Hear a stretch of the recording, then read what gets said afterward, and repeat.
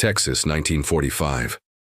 The sun blazed across a sky so wide it felt endless, burning down on the wire fences and wooden guard towers of Camp Swift. Dust hung in the air, still as glass, while a young German woman named Elsa Mueller stood frozen at the corral fence, her knuckles white against the weathered wood. She had crossed an ocean in chains, expecting execution or endless labor. Instead, she faced something more terrifying than any American punishment she'd imagined. A chestnut mare named Copper and a lanky cowboy named Jim Holloway, who believed every soul, even an enemy's, deserved to know freedom on horseback. The cattle cars rattled south from New York in late January 1945. Inside, 37 German women pressed against wooden slats, watching America unfold through gaps in the wood. Farmland stretched forever. No bomb craters, no skeletal trees, just snow-dusted fields and red barns that looked like illustrations from children's books. Elsa Mueller was 23 years old. She had been a signals operator in the Wehrmacht, captured near the Belgian border when her unit surrendered after the Ardennes offensive collapsed. The propaganda had told her Americans tortured prisoners, shot them in ditches, fed them to dogs. Instead, they had given her a wool blanket on the transport ship. The train lurched to a stop outside Bastrop, Texas. February heat hit them like an open oven door, despite the winter month. Nothing like the cold Baltic winds of home. Guards led them down onto a platform where locals had gathered, silent and curious. Children peeked from behind their mothers' skirts. An old man chewed tobacco and watched without expression. "Move along," a guard said, not unkindly. His rifle hung loose on his shoulder. From there, they were placed on trucks that drove through countryside so open it made Elsa dizzy. Germany had trees everywhere, forests that swallowed sound. Here, the horizon swallowed fear. It stretched so far she felt small and visible all at once. Camp Swift appeared as a collection of wooden barracks surrounded by wire fencing that looked almost decorative compared to the fortifications she'd known in Europe. Guard towers stood at corners, but the guards inside them seemed more interested in magazines than prisoners. One waved as they passed. "This is it," whispered Greta Hoffman, another prisoner, in German. "This is it," Elsa replied. They had expected concrete and iron. Instead, they found wooden structures painted white, with actual windows and screens. Barracks that looked temporary, impermanent, like someone planned to take them down after the war and forget they'd ever existed. The camp commander, Colonel Frank Morrison, addressed them through an interpreter that first evening. He was a thick-built man with gray at his temples and eyes that had seen action in the previous war. "You are prisoners of war," he said, "but you will be treated according to the Geneva Convention. You will work. You will eat. You will be housed appropriately. Any attempt to escape will be punished, but cooperation will be acknowledged. Welcome to Texas. Welcome." The word hung strange in the mess hall that night. Elsa sat with her tin plate of beef stew, actual beef, not the sawdust bread and turnip water of her last months in Germany, and felt the cognitive dissonance settle in her chest like stones. "They're fattening us up," Greta whispered, "for something." But the days passed and no execution came. Only work. They were assigned to agricultural support. The men's camp down the road handled heavy construction, but the women were distributed among local farms and ranches that had lost workers to the war effort. Every able-bodied American man under 30 seemed to be overseas, leaving the ranches desperate for hands. Elsa's group of 7 was assigned to the Double H Ranch, owned by the Holloway family. They drove out each morning in a covered truck, past mesquite trees and limestone hills that glowed gold in the early light. The ranch sprawled across 1,500 acres of cattle country, with a main house painted white, a barn the color of dried blood, and corrals that stretched into arrangements Elsa couldn't yet understand. Jim Holloway met them the first morning. He was perhaps 30, with sun-weathered skin and hands that looked carved from the same wood as his fence posts. He wore a Stetson pushed back on his head and boots with spurs that jingled softly when he walked. "You folks will be helping out here," he said slowly, as if speaking to children or animals. "Feeding, cleaning, mending fence, garden work if you're up for it. Nobody's asking you to break horses or rope cattle. Just honest work for honest pay. Pay. They received 80 cents a day in camp scrip, usable at the canteen. It was more money than Elsa had seen in months. The work was hard but straightforward, hauling feed buckets, mucking stalls, mending tiers in burlap sacks. The other women took to it with grim efficiency, but Elsa found herself drawn always to the corrals where the horses stood. She had never been close to a horse. In her village outside Bremen, horses were for wealthy landowners or military officers. Common people walked or rode bicycles. The horses here seemed enormous to her, muscles moving under glossy hides like water under silk. But they also terrified her. On her third day, a stallion named Thunder kicked out at a bucket, and Elsa jumped backward so violently she fell into a water trough. The other women laughed, not cruelly, but with the release of tension that came from seeing someone else embarrass themselves instead. Jim Holloway appeared around the barn corner, leading that chestnut mare. "You all right there?" he asked. Elsa nodded, dripping. Her English was poor but functional. "Yes, sorry. Horses spook easy," he said. "But they're more scared of you than you are of them." He paused, looking at her face. "Well, maybe not in your case." That evening back at camp, Elsa wrote in the diary the Red Cross had provided. "The horses here are like moving mountains. I cannot understand how people climb onto their backs and make them obey. It seems like magic or madness." March brought wildflowers. The Texas landscape exploded in blue bonnets and Indian paintbrush, color so vibrant it hurt to look at directly. The work continued, a rhythm emerging. Morning truck rides, 8 hours of ranch labor, evening return to camp where they ate better food than they'd seen in Germany for 3 years, and slept without the sound of bombs. Jim Holloway watched them work with quiet attention. He corrected gently when they made mistakes with feeding schedules or gate latches. He showed them how to approach the cattle without spooking them, how to read weather in the morning sky, how to tell by smell when hay had gone bad. One afternoon, he found Elsa standing alone by the corral, watching Copper graze. The mare's coat shone like polished wood in the spring sun. "You watch her a lot," Jim said. Elsa startled. Yes, she is beautiful." "She's gentle," Jim said. "Raised her from a foal. She's trained for kids and nervous riders." He adjusted his hat against the glare. "You ever wanted to ride?" Elsa's breath caught. "No, I am afraid." "I can see that," Jim said. "Fear's not a sin, but it's a shame to let fear stop you from something fine." He paused. "I could teach you if you wanted." Elsa looked at him sharply, searching for mockery or ulterior motive, but his face showed only patient curiosity, the same expression he wore when training a young horse. "Why?" she asked. Jim considered this. "I spent 18 months in North Africa with the army," he said finally. "Got discharged after El Alamein with shrapnel in my leg. I saw what fear does to people. Watched men freeze up and watched men push through it." He met her eyes. "You're a prisoner, but you're still a person. Seems to me a person ought to know what it feels like to ride." That night, Elsa lay in her bunk and tried to understand this strange American logic. In Germany, prisoners were enemies. Here, they were problems to be managed with unexpected generosity. The cognitive dissonance had weight. "He wants something," Greta whispered from the next bunk. "They all do." But Elsa wasn't certain. There had been nothing transactional in Jim Holloway's face. Only a cowboy's fundamental belief that everyone should know horses. The first lesson happened on a Saturday afternoon in late March. The regular work was done, and Jim brought Copper to a small training corral away from the other horses. Elsa approached like someone walking toward execution. "First thing," Jim said, "is you don't approach a horse like you're scared. They feel it. You gotta be calm even if you're faking it." He demonstrated. Steady walk, hand extended, voice low and even. Copper nuzzled his palm, entirely unbothered. "Your turn." Elsa's legs felt like water, but she forced herself forward, one step at a time.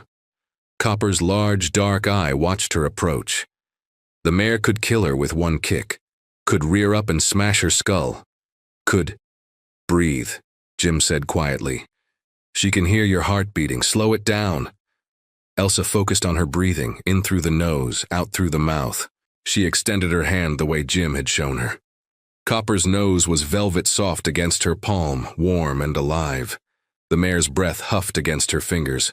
Something in Elsa's chest unlocked. "There you go," Jim said. "That's the first step. Just touching."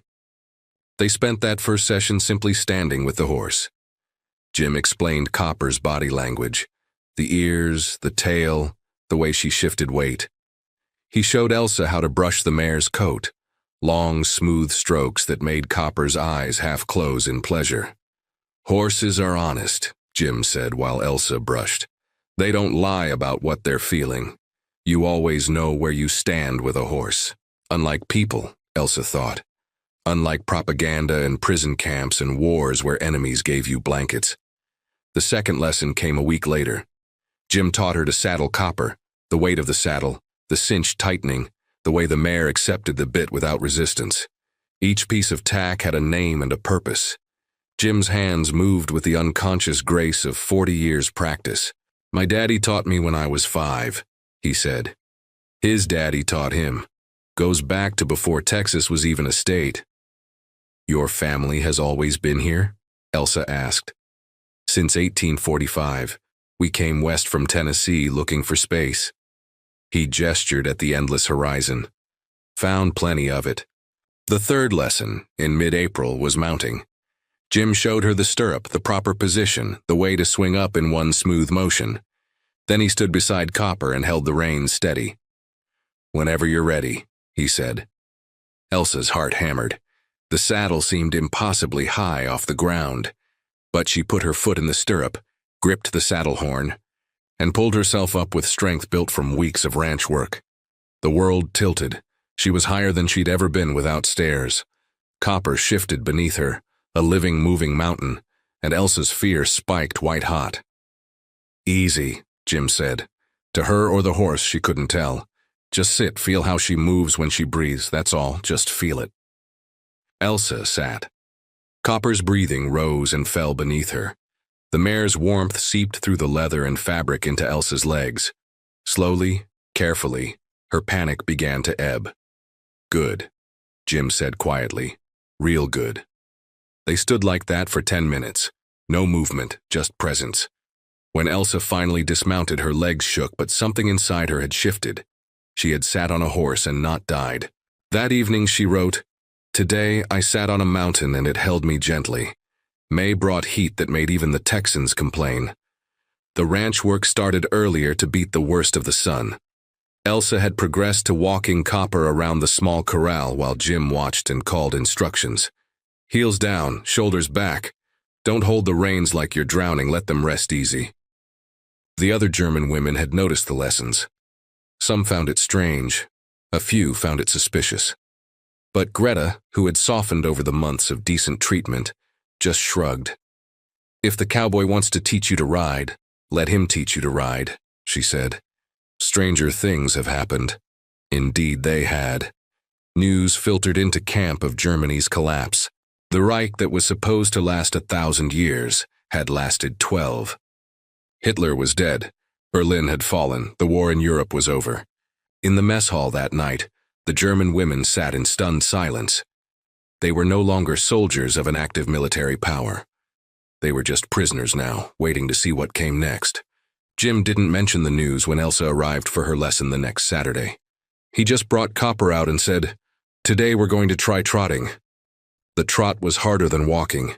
It required rhythm, posting up and down with the horse's gait. Elsa bounced awkwardly at first, teeth rattling, convinced she'd fall and break her neck. "With the horse, not against her," Jim called. "Feel the rhythm, 1-2, 1-2. She found it suddenly, the moment when her body synced with Copper's movement. The bouncing smoothed into a rise and fall pattern that felt almost like dancing. "There," Jim shouted. "That's it, you got it." Elsa felt something close to joy. Not happiness exactly, but something larger. A sense of competence, of mastery, of being more than a prisoner or a clerk or a defeated enemy. On the back of this horse, she was simply a rider. They circled the corral 3 times at a trot before Copper slowed back to a walk. Elsa's thighs burned and her back ached, but she was grinning. "Next week," Jim said, "we'll try the open trail." Elsa's grin faltered. "Outside the corral. Can't learn to really ride in a circle," Jim said. "Horse needs space to run. So do you." That night, lying in her bunk, Elsa considered this. The lessons had been contained, controlled, safe within the wooden rails of the corral. But a trail ride meant open land, meant trust, meant something she couldn't quite name. Greta's voice came from the darkness. "You're going to do it, aren't you?" "I think I have to," Elsa replied. "Americans are strange," Greta said. But there was no judgment in her voice, only wonder. The first Saturday of June dawned clear and hot. Jim arrived with Copper already saddled, and his own horse, a tall bay gelding named Rebel, tied beside her. "We'll ride out to the north pasture," Jim said. "It's about 2 miles, take us maybe 40 minutes at an easy pace. You feel comfortable with that?" No, Elsa thought, but she nodded anyway. Jim mounted Rebel with the easy grace of someone who'd spent more time in saddles than chairs. Elsa pulled herself onto Copper, with considerably less grace but growing confidence. Her boots settled into the stirrups. Her hands found the reins. "Ready?" Jim asked. "Ready," Elsa lied. They walked the horses out of the corral and onto a dirt trail that wound through mesquite and limestone. The ranch spread out around them, cattle dotting distant hills, windmills turning lazy circles, fences stretching toward the horizon. The morning sun painted everything gold and amber. Copper walked with steady certainty beneath Elsa. The mare knew this trail, had walked it 1,000 times.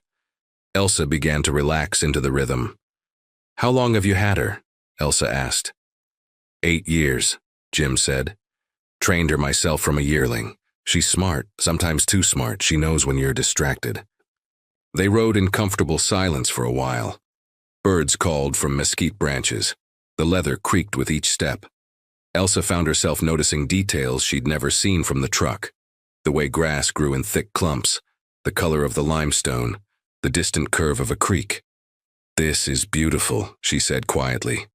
"It is," Jim agreed. "People ask me why I came back here instead of staying in the city after the war. This is why. Out here things make sense. A horse is a horse. Work is work. The land doesn't lie to you." They reached the north pasture, a wide clearing with a stock tank reflecting the sky. Jim dismounted and loosened Rebel's girth. Elsa did the same with Copper, moving through the steps Jim had taught her. "You've come a long way," Jim said, watching her work, "from that girl who fell in the water trough." Elsa laughed, a real laugh, the first in years. "I was so embarrassed." "Don't be. Fear's natural. Overcoming it is what matters." He paused. "Can I ask you something?" "Yes." "What happened to you?" Jim asked. "I mean, before you got captured. What was your life?" Elsa sat down on a limestone boulder. The stone was warm from the sun. "I worked in communications, radios mostly. My father was a postal worker. My mother died when I was 12. I wanted to be a teacher." She picked at a thread on her sleeve. "Then the war came and there were no choices anymore. You did what they told you or you didn't survive." Jim nodded slowly. "I had a buddy in Africa. German fellow we captured outside Tunis. He told me something similar. Said he never wanted any of it, but the machine had already started rolling." "What happened to him?" Elsa asked. "Sent to a camp in New Mexico. Last I heard he was working on a dairy farm and planning to stay after the war if they'd let him." The idea bloomed in Elsa's mind like those impossible bluebonnets, vivid and startling. Stay. The word had weight. June became July. Elsa's riding improved until she could canter Copper around the corral without conscious thought. The horse and rider had found their rhythm together. Jim talked about teaching her to rope, maybe even some basic cutting work with the cattle. Then the Army intelligence officers arrived. They came to Camp Swift on a Tuesday, in a khaki staff car that looked official and ominous. 2 men in pressed uniforms with captain's bars. They met with Colonel Morrison, then requested interviews with several of the German women prisoners. Elsa was called to the administration building that afternoon. The officers sat behind a desk with folders open in front of them. One was older, maybe 40, with sharp eyes. The other was younger, taking notes. "Miss Miller," the older officer said in German. "I'm Captain Weber, this is Captain Collins. We'd like to ask you some questions about your work detail." Elsa's mouth went dry. "Yes, sir. You've been assigned to the Holloway Ranch for approximately 4 months now, is that correct?" "Yes, sir. And during that time you've developed a relationship with the ranch owner, James Holloway?" The word relationship hung heavy with implication. Elsa felt her face flush. "He has taught me to ride horses, that is all." "You spend time alone with him regularly," Captain Weber said, consulting his notes. "Off-property trail rides, extended lessons without supervision from other American personnel." "The trail rides are on his property," Elsa said carefully, "and there are always ranch hands nearby." "Nevertheless," Captain Weber continued, "fraternization between prisoners and American citizens is a serious concern, particularly when it involves preferential treatment." "Learning to ride is preferential treatment?" Elsa asked. Her English failed her in her agitation, and she switched to German. "I wake at 5 in the morning. I work 8 hours hauling feed and cleaning stalls. On Saturdays, if the work is done, Mr. Holloway teaches me to ride. This is a crime?" Captain Collins spoke for the first time. "It's a question of perception, Miss Muller, and security. We need to ensure there's no exchange of information, no inappropriate relationships, no potential for complications." The implications were clear. They thought Jim wanted something from her, or that she was manipulating him for better treatment or information. The idea would have been laughable if it weren't so offensive. "Mr. Holloway is a good man who believes everyone should know horses," Elsa said quietly.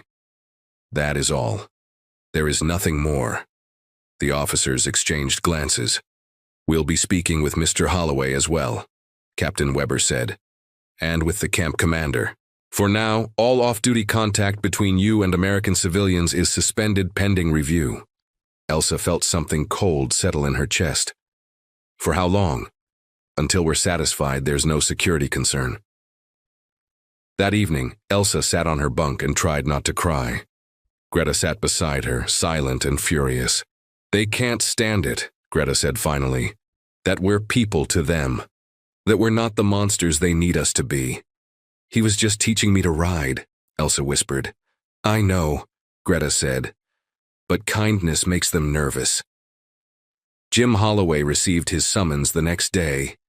He drove to Camp Swift in his dusty pickup and sat across from the 2 intelligence officers with his hat in his hands.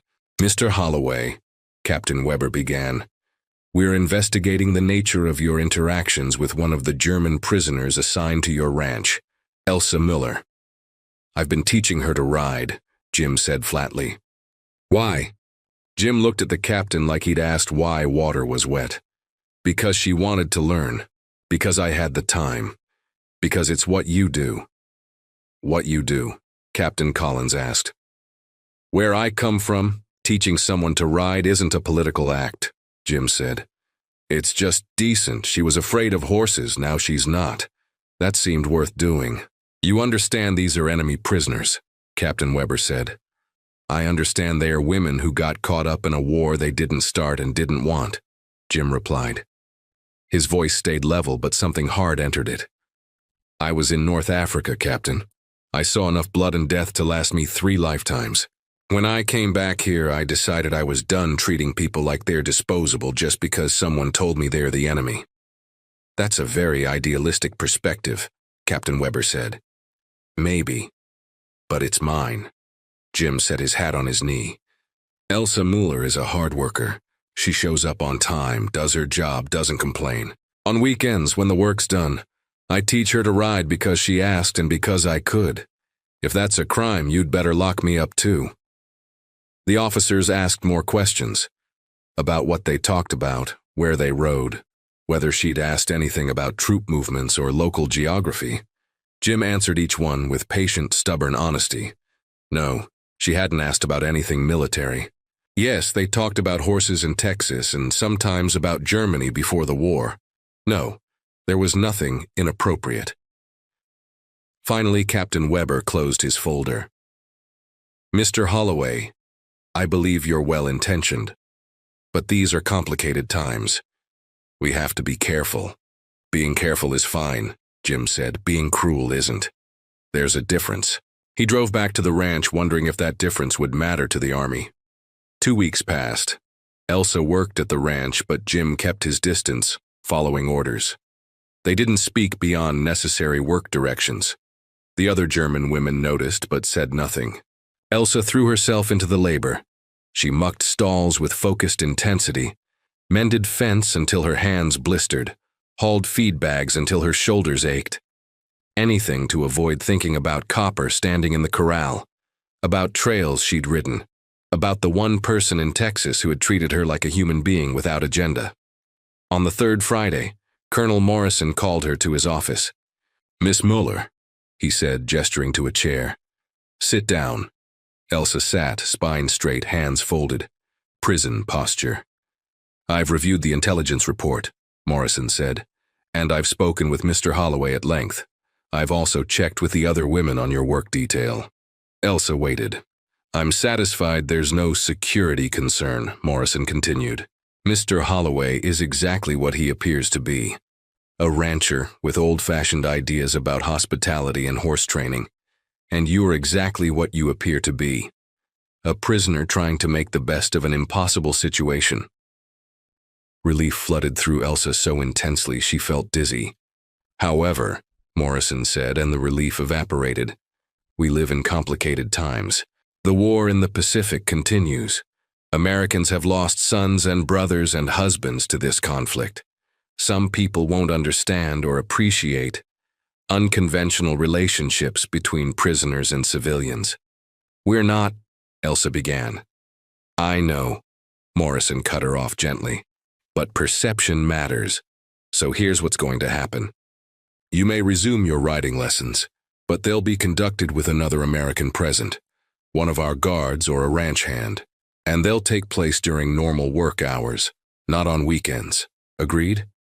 It wasn't what she'd hoped for, but it was better than nothing. "Agreed." "One more thing," Morrison said as she stood to leave. "The war in Europe is over. Germany is occupied. Repatriation will begin within the next 6 to 12 months. You should prepare yourself for that reality." Elsa nodded and left, the reality settling on her shoulders like a yoke. Jim met the news with a shrug and a dry smile. "Figured they'd want witnesses. That's all right. Tom here doesn't mind watching." Tom Martinez was one of Jim's ranch hands, a Mexican-American cowboy with 40 years of experience and a gift for saying nothing at all. He sat on the corral fence during Elsa's lessons, whittling or smoking, present but not intrusive. The first lesson back felt strange, self-conscious. But Copper was the same, patient and steady, and Jim was the same, offering corrections and encouragement. Within minutes, the awkwardness faded. "Let's try a lope today," Jim said. "That's between a trot and a gallop, smooth and rocking like a rocking horse." He demonstrated on Rebel, the 3-beat gait that looked effortless. Then it was Elsa's turn. Copper moved into the lope at a slight pressure from Elsa's heels. The rhythm was different from trotting, more fluid. For a moment, Elsa bounced, out of sync. Then she found it, the rocking motion that Jim had described. Her hips moved with the horse naturally, unconsciously. "That's it," Jim called. "Perfect." She loped Copper around the corral 3 times, feeling the wind in her face, the power of the horse beneath her, the absolute freedom of controlled speed. When she finally brought Copper back to a walk, she was breathing hard and grinning. Tom spoke for the first time in an hour. "That was real nice, señorita." August brought news of Hiroshima and Nagasaki, the bombs that ended the Pacific War and changed the world. In the mess hall, the German women processed this information with the numbed horror of people who'd already seen too much. But for Elsa, life had narrowed to the rhythm of work and lessons. She could now lope, handle gaits from horseback, and even do basic roping work with a training dummy. Jim talked about entering her in a local rodeo for fun, though they both knew that would never be approved. "You're a natural," Jim said one afternoon in early September. Tom had wandered off to check a fence, leaving them briefly alone. You've got good hands and a good seat. I've seen people ride for years and not have the feel you've developed. You're a good teacher, Elsa replied. Maybe. Jim adjusted his hat against the sun. Or maybe you were just ready to learn. He paused. I heard repatriation starts next month. Elsa had heard the same. German prisoners would be sent home in waves starting in October. The war was over. They were no longer needed or wanted. Yes, she said quietly. You have family to go back to? My father. Maybe, if he survived. The uncertainty of it sat heavy. Germany was rubble and chaos. The postal service had collapsed. She hadn't heard from him in over a year. What will you do? I don't know, Elsa said honestly. Try to find work, try to survive. Germany will be difficult for a long time. Jim was silent for a moment. Then, there's a visa program for refugees and displaced persons.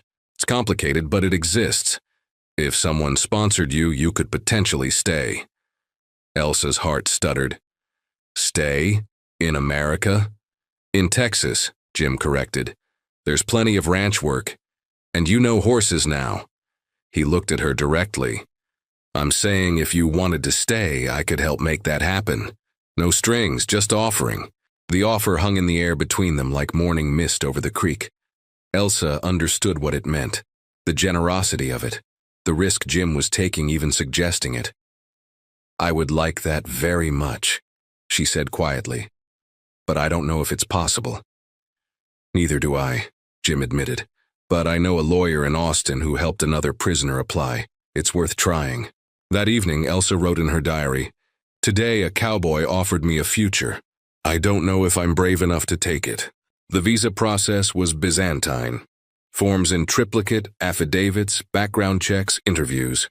Jim hired the Austin lawyer, a man named Samuel Krebs who specialized in immigration cases.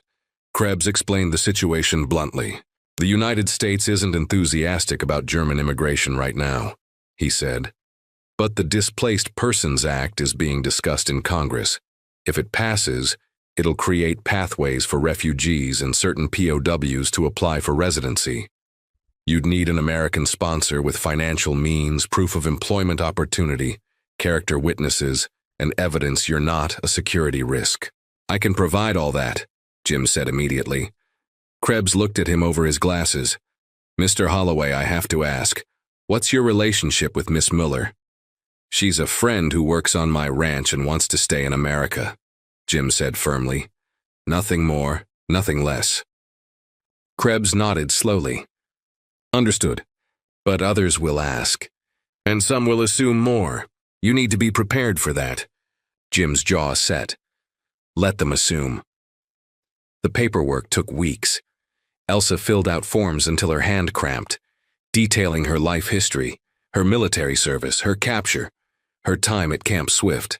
She submitted to interviews where stern men asked whether she'd been a committed Nazi, whether she believed in democracy, whether she understood American values.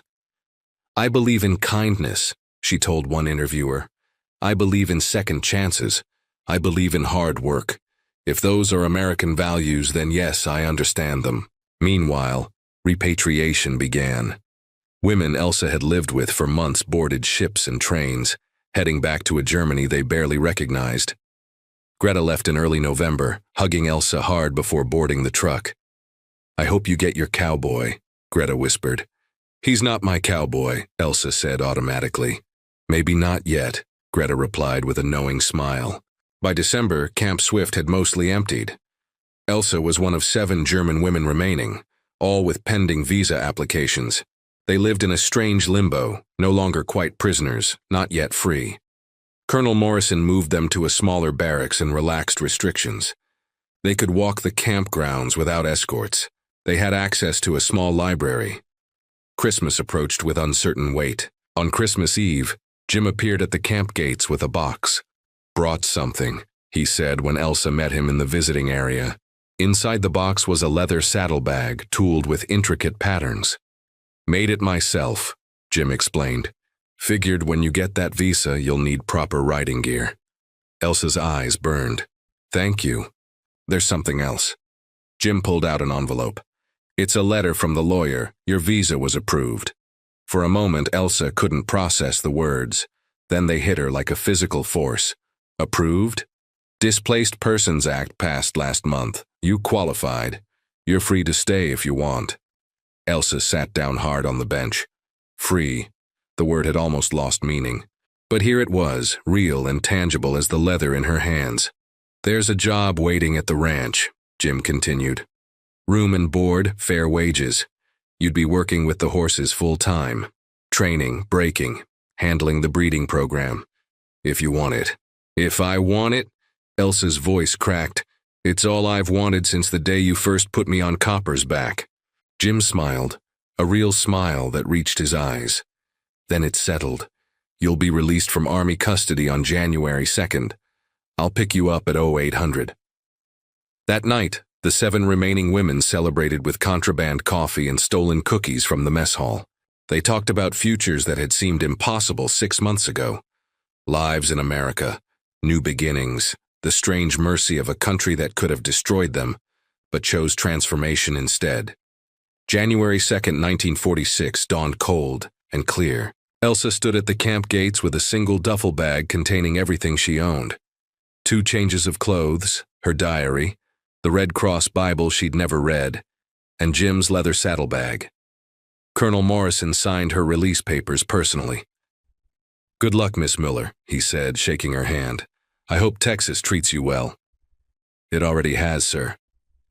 Jim's pickup rumbled up at exactly 8 o'clock. Elsa climbed into the passenger seat, no longer a prisoner being transported, but a free woman accepting a ride. The distinction made all the difference. They drove through Bastrop and out into the countryside. The winter landscape was brown and dormant, but Elsa had seen the spring bluebonnets. She knew what was coming. I cleared out the foreman's cottage, Jim said. It's small, but it's got a wood stove and running water. Figured you'd want your own space. That's very generous. It's practical, Jim corrected. Can't have my horse trainer living in the main house. People would talk even more than they already do. Elsa smiled at that. Are they talking? Some. Small towns always talk. Let 'em. I know the truth, and so do you. They arrived at the Double H to find Tom and 2 other ranch hands waiting. The men tipped their hats respectfully, not to a prisoner or an enemy, but to their new colleague. Welcome aboard, Elsa, Tom said in his economical way. The cottage was indeed small, 1 room with a bed, a table, 2 chairs, and a stove. But it had windows that looked toward the corrals and a door with a lock that was hers to control. After barracks and barbed wire, it felt like a palace. Get settled, Jim said. We start work tomorrow at 6. I'll introduce you to the horses that need training. That first night, alone in her cottage, Elsa lit the stove and made tea with the supplies Jim had stocked. She sat at the small table and opened her diary to the last blank page. January 2nd, 1946. Today I stopped being a prisoner and became a Texan. I don't know what tomorrow brings, but tonight I am free. I have work I love. And outside my window there are horses waiting. Perhaps this is what winning a war should look like. Not more hatred, but unexpected mercy. Not more walls, but open horizons. Not more fear, but a chestnut mare named Copper who taught me that trust is possible even after everything. Spring came again, and with it the blue bonnets Elsa remembered. But this time she saw them from horseback, riding fence lines and checking cattle with the easy competence of someone who'd earned her place. The work was demanding. Jim put her in charge of breaking 2 young horses, colts named Doc and Whiskey, who tested her patience and skill daily. She worked with them in the round pen, establishing trust and boundaries, teaching them to accept saddle and bridle, building the foundation for years of partnership. Tom watched from the fence sometimes, offering occasional advice in his sparse way. That one's stubborn, like his daddy, but he's got heart. But by summer, Elsa could cut cattle on horseback, rope training dummies with decent accuracy, and handle the breeding documentation that Jim hated doing himself. She proved herself not just competent, but gifted, able to read horses in ways that took most people decades to learn. The locals gradually accepted her presence. She shopped in Bastrop wearing Levi's and boots, her German accent softening at the edges, though never disappearing entirely. The grocery clerk stopped watching her suspiciously. The hardware store owner learned to save her the good rope. The postmaster delivered her mail without comment. Mail from Germany was rare and painful when it came. Her father had survived but was living in a bombed-out apartment in Bremen, elderly and struggling. Elsa sent money when she could, converted from her wages and mailed through the Red Cross. His letters were grateful but melancholy, a man who'd lost his country even though he'd never left it. "You should visit," Jim said when Elsa mentioned this during a lunch break. "Perhaps someday," Elsa replied. "When I have citizenship, when it's safer." Jim nodded, understanding. She was legal but fragile, a displaced person whose status could be revoked if she stepped wrong. Germany felt impossibly far away, and also like something she'd left behind intentionally. Autumn brought her first Texas State Fair. Jim entered several horses and asked if Elsa wanted to come along as his assistant. They drove to Dallas in a horse trailer, arrived before dawn, spent 3 days showing horses and watching rodeos and eating food that scandalized Elsa's German sensibilities. "How much sugar can one country consume?" she asked, staring at a funnel cake. Jim laughed. At the state fair, all of it. They won a ribbon for one of the colts she'd trained, 3rd place in the 2-year-old category. The judge specifically noted the horse's calm temperament and excellent groundwork. Jim accepted the ribbon, then handed it to Elsa. "Your work," he said simply. That ribbon hung in her cottage for years after. November brought the annual Bastrop Harvest Dance, held in the high school gymnasium decorated with corn stalks and autumn leaves. Jim mentioned it casually one evening while they were checking a mare with a sore hoof. "There's a dance Saturday," he said. "Most of the town goes. Live band, decent food. You'd be welcome if you wanted to come." Elsa's hands stilled on the mare's leg. Would I be welcome? Or would my presence make things difficult? Jim considered this honestly. Some folks might stare, but most know you by now. You're the horse trainer from the Double H, not a German prisoner anymore. That matters to people around here. Saturday evening, Elsa dressed in the one nice dress she'd bought in Bastrop, simple blue cotton that felt strange after months of jeans and work shirts. She met Jim at his truck, and they drove into town together. The gymnasium was packed with ranchers and their families, farmers, shopkeepers, teachers. A 5-piece band played Western swing on a makeshift stage. Long tables held casseroles and pies and coffee urns. Elsa felt every eye in the room track her entrance, but Jim walked in easy and confident, nodding to people he knew, which was everyone. Tom was already there with his wife Maria, who waved enthusiastically. "Elsa, come sit with us!" The evening unfolded in layers. Some people kept their distance, watching with reservation. Others approached with careful friendliness, asking about the horses, mentioning they'd heard good things, offering the tentative acceptance of small-town Texas. When the band started playing a 2-step, Jim appeared at her elbow. "You know how to dance?" "Not like this," Elsa admitted. "Easy to learn. Just follow me." He led her onto the floor and talked her through the basic steps. Quick, quick, slow, slow, moving in a circle counterclockwise around the room. Elsa stumbled at first, self-conscious under the watching eyes. But the rhythm was like riding. Once you found it, your body remembered. They danced 3 songs. By the 3rd, Elsa had stopped counting steps and started feeling the music. Jim was a good lead, steady and uncomplicated. When they returned to the table, Maria was grinning. "You two look good out there. She's a fast learner," Jim said. Later, an older woman approached their table. She had steel gray hair and the weathered face of someone who'd spent 70 years under the Texas sun. "You're the German girl," she stated without preamble. "Yes, ma'am," Elsa replied carefully. "My son died at Normandy," the woman said. The table went silent.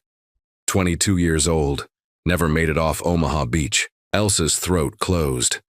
"I'm so sorry.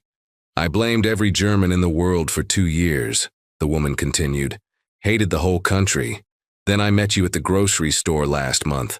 Watched you help that Mexican family's little girl reach the sugar on the top shelf. Heard you laugh at something the clerk said. And I realized you're just a person who got caught up in the same nightmare that took my boy." She paused, and Elsa saw tears in the old woman's eyes. "I can't forgive what happened to my son, but I can stop hating you for it. So I wanted to tell you that. Welcome to Bastrop." The woman walked away before Elsa could respond.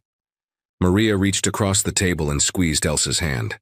"That was Clara Hendricks," Tom said quietly. "Her son was the only boy from Bastrop who didn't come home. What she just did, that took real courage." Elsa excused herself and went outside, needing air. The November night was cool and clear, stars brilliant in the darkness. She stood in the parking lot and let herself cry for Clara Hendricks's son, for all the sons and daughters lost, for the impossible grace of a mother who'd chosen compassion over hatred. Jim found her there after a few minutes. He didn't say anything, just stood beside her until she'd composed herself. "Ready to go back in?" he asked. "Yes," Elsa said. "I think I am." 2 more years passed. Elsa's visa became permanent residency. She filed for citizenship and began studying for the test, memorizing American history and government with the same focus she'd applied to horse training. The Double H prospered. Elsa's reputation as a trainer spread through the county, then the region. People brought difficult horses from as far as Houston for her to work with. She had a gift, they said, a way of understanding what a horse needed before the horse knew it itself. Jim never remarried. His first marriage had ended years before the war, his wife running off with a traveling salesman. He seemed content with his solitary life, his ranch, his horses, and his work. He and Elsa maintained their professional relationship with easy friendship, 2 people who understood each other without needing many words. But the town watched, and gossiped, and speculated. "They're waiting for you to make it official," Tom told Jim one afternoon in the spring of 1948. "Make what official?" Jim asked, though he knew perfectly well. "Don't be dense. You've been courting that girl for 3 years, whether you admit it or not. Every dance, every Saturday ride, every time you bring her first pick of the new colts. That's courting, even if you're too stubborn to call it that." Jim was quiet for a long moment. "She's been through enough. Don't want to pressure her into something just because it's expected." "Have you asked what she wants?" Tom countered. He hadn't. Jim realized he'd been so focused on giving Elsa space and freedom that he'd never actually asked if she wanted something more. That Saturday, after a long trail ride to check the north pasture fence, Jim pulled Copper and Rebel to a stop at the overlook where they'd had their first trail ride 3 years ago. The view hadn't changed. Endless Texas rolling out to the horizon, windmills and cattle and big sky. "Elsa," Jim said, "can I ask you something?" "Of course. Are you happy here? Honestly?" Elsa looked at him in surprise. "Yes. Very happy. Why do you ask?" "Because I need to know if you're staying because you want to or because you feel obligated. Because I helped with the visa and gave you a job." "Jim Holloway," Elsa said with rare intensity. "I stayed because from the first day you taught me to touch Copper's nose, you treated me like I mattered. You saw a person, not an enemy. You gave me back myself when I'd forgotten who I was. I would stay for that alone even if there was nothing else." "But is there something else?" Jim asked quietly. The question hung between them like morning mist. "I think you know there is," Elsa said finally. "I think we've both known for a while." Jim dismounted and helped Elsa down from Copper. They stood facing each other in the spring grass, horses grazing peacefully nearby. "I'm 43 years old," Jim said. "Set in my ways. Not romantic. I'll probably smell like horses until the day I die." "I already smell like horses," Elsa pointed out. "And I'm 31 and stubborn, and I'll probably always sound German no matter how long I live here. Wouldn't want you to sound any other way."